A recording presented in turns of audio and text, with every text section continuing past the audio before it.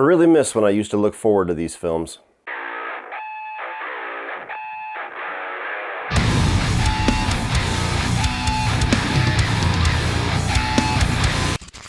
What is going on, everybody? Welcome to my review of Ant-Man and the Wasp: Quantumania, the newest chapter in the MCU and the kickoff of Phase 5. So normally I go and see these movies on day one, but because I was out of town on Thursday, I actually had to wait a little over a day and got to see everybody else's initial response, to which there was mostly negative stuff coming out of this. It's the lowest score on Rotten Tomatoes, either for Marvel sequels or just MCU movies, period, but it's pretty goddamn low.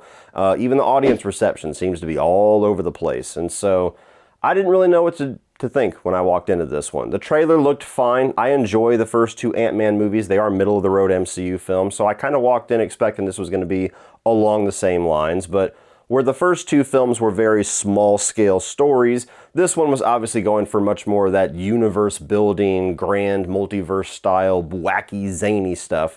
And I was not sure if that was going to lend itself well to the Ant-Man character. That was the only true reservation that I had walking into this one.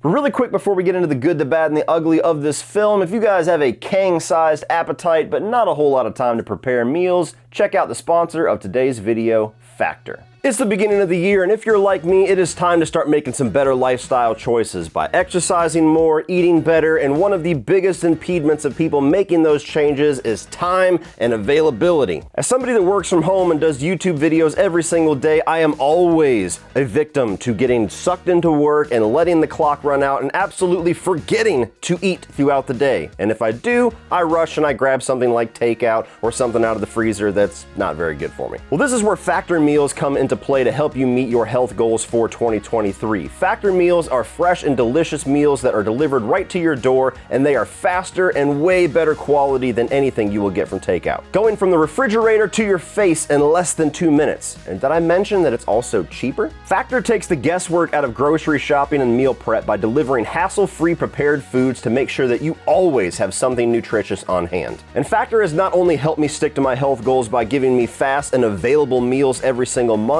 but it has also helped me keep away from food fatigue because there are so many options available. So if you're looking to take the hassle out of healthy eating, head to factor75.com or click the link below and use code CodyLeach50 to get 50% off of your first Factor box. That's 50% off by using the code CodyLeach50 at the link in the video description or going to factor75.com. And thank you so much to Factor for sponsoring today's video. So starting off with the positives, I do think that a lot of the fun that you have in the previous Ant-Man films carries over into this, and it's mostly because of the comedic timing of Paul Rudd. I'm somebody that the MCU style of humor misses much more often than it hits for me, but Paul Rudd is one of the best at delivering it. Even if they don't give him the best stuff to work with, his comedic timing, his facial expressions, his dialect, it makes it funnier. And there was two genuinely funny moments in this that were just pure Paul Rudd humor. I also think that the style of the first two films, with having Ant-Man kind of be these smaller scale stories and having a lot of fun with the ants and the different sizes of what's going on and comparison of scale,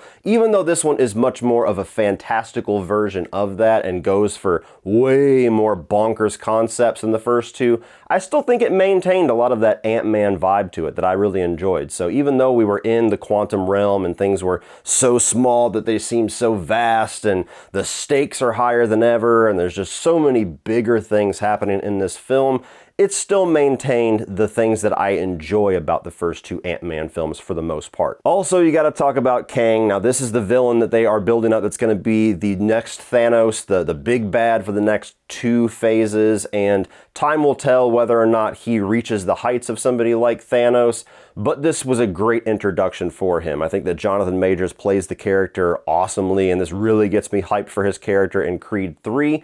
And I'm somebody that did not watch Loki, so I didn't have any introduction to him whatsoever, and I was not lost, so I'll say that as well. You don't have to watch Loki to watch this.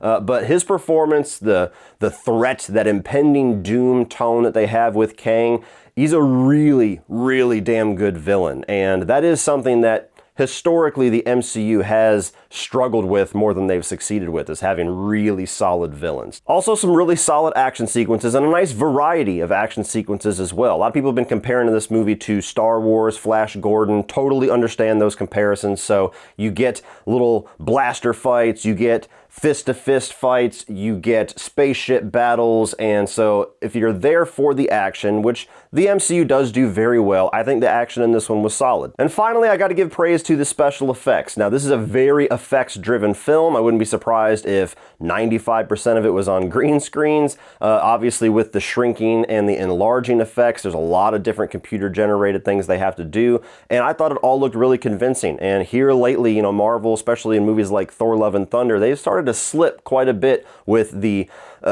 quality, we'll say, of the CGI effects and that escapism that it allows. And for a movie that is so effects driven, I think they did a pretty good job. Moving on to the mixed, I'm going to have the character of Cassie Lang, and this is a character that we've seen before in this universe. We've seen like at the end of, or in Avengers Endgame, played by a different actress. In here, this is the first time where she actually has like a character arc. She's actually a part of the story. She's a part of the team. She got her own suit, got her own little trials and tribulations that she's going through. And there's aspects to her character that I appreciate, and, you know, having that teenage angst and a father trying to teach her the way, that has made all the mistakes, has been to jail, has been an Avenger, kind of knows what the fuck he's talking about. I can relate to that. At the same time, I feel like the writing of the character didn't do the actress any justice, and she's already up against a little bit of a battle because she is a recast from a different actress that we already have known in Endgame, despite it being a small scene. And so when you get into this, and immediately she's the most non-listening, abrasive, angsty teenager, and then all throughout the rest of the film, just the dialogue that they give her when she's kind of rising to the occasion and having that heroic spark. She has a whole thing where she gives a speech to like all of the space people in the quantum realm. It just doesn't land very well. So a very mixed execution of that character. And now moving on to the negatives. And this film, while not being near as egregious for me personally, has the exact same major issue that I had with Thor: Love and Thunder, and that is just wildly different and combating tones. You've got the Ant-Man movie that is wild and zany and goofy and silly and lighthearted, with the impending doom introduction of Kang that is this ultra dark, ultra serious side of things, and they don't mix very well. And so you'll have a scene where Kang is literally showing himself to be possibly the most evil villain that we have ever seen in this universe, and meanwhile you've got MODOK going around doing his thing just seconds later, and it's just like, dude, this is two completely different films. And I think either one by themselves would have been really enjoyable. I like the lighthearted stuff whenever it's written well. I like the really dark, serious stuff also when it's written well. But they don't mix together very well, at least not the way that the MCU tries to do it. You know, this is exactly the same as Christian Bale's Gore the God Butcher, where you're like, dude, he is just fucking killing it. He is in a totally different film and has no idea the shit that is surrounding him. And that's the same way I felt about Jonathan Majors as Kang. It's like he's doing everything that he should be doing as this villain to really set the stakes high, and he is in the complete wrong film to do it. I also felt like they completely dropped the ball on giving us any kind of character arcs or character progression for Ant-Man, and especially the Wasp. They're basically the same exact characters that we left the last time that we saw them by the end of this film. There wasn't really anything that they had to overcome, or there wasn't anything that progressed their character forward from where we last saw them. It's just another film where they're the figurehead, but all of the story and character arc stuff is pretty much just regulated to Kang.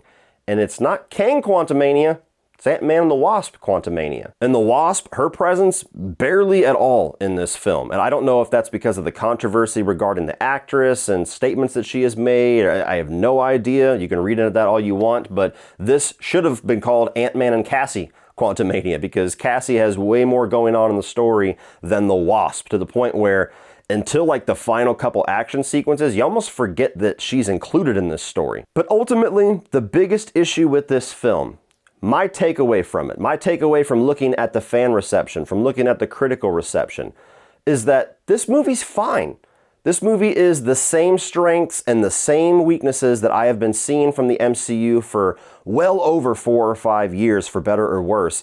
And it's only now starting to really show up in the ratings and show up in the reception of everybody watching it, because I honestly believe people are really starting to get burnt out on not only just the Marvel movies, but superhero movies in general. I think Phase 4 did a lot more damage than we realize, and we're only going to start to see the ripple effects of that over the next couple of years, unless these movies just get significantly better from here, and time will tell.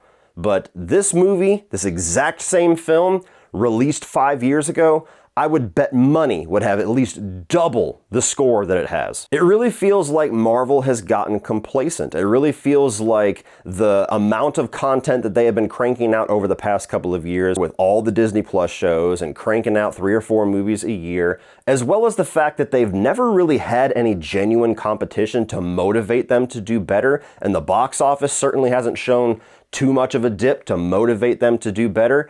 I think they're starting to hit that lull now where they're going to have to look at their formula, look at their bag of tricks and say, okay, that worked wonderfully for 3 phases. It worked haphazardly in 1 phase. We've got to do something different. We've got to raise the stakes. We've got to change the tone. We've got to start putting humor into everything when maybe it's not supposed to be there. And Ant-Man, I would say it is supposed to be there, but not the Kang movie that they were trying to give us. They're going to have to change something, including pumping the brakes, or they're going to burn people out and just see an absolute cliff dive in not only box office, but the reception, and it's going to be bad. It's going to be bad not only for their brand, but for any other brand of superhero stuff that we get. It's part of the reason why, even though some of the ideas don't necessarily blow my skirt up, I really hope that James Gunn and company just give it their all and are so fucking hungry to deliver a DC universe that kicks ass that they actually motivate Marvel to be better. Because as much as I love some of the DC films and genuinely prefer some of their characters and stories most times, they have not been a consistent threat. They have not been a consistent competition for Marvel. And so they genuinely have not had any reason to look at what has succeeded in the past and say, well, if it ain't broke, don't fix it. Well, it's starting to get broke, so fix that shit. So overall, guys, I think if you're a fan of the Ant-Man movies, if you're a fan overall with the majority of the MCU films, I think you'll be entertained with this. It's not a movie that I think is a rush out and go see it today type film, but I don't necessarily think that it deserves the reception that it's got so far. At least I'm confused by it. I don't think this is the worst Marvel film or the worst sequel by any stretch, but that's just me. If you're a fan and it looked good to you, give it a shot. You might like it more than you think. Well, that's it for this one, guys. If you enjoyed this, please click over here for a playlist of all of my 2023 new release reviews. I'm also going to put my playlist up here of just Marvel Cinematic Universe stuff. Please like and share this video. Hit that subscribe button so you don't miss anything in the future. And as always, remember, opinions are like assholes, but it doesn't mean you have to be.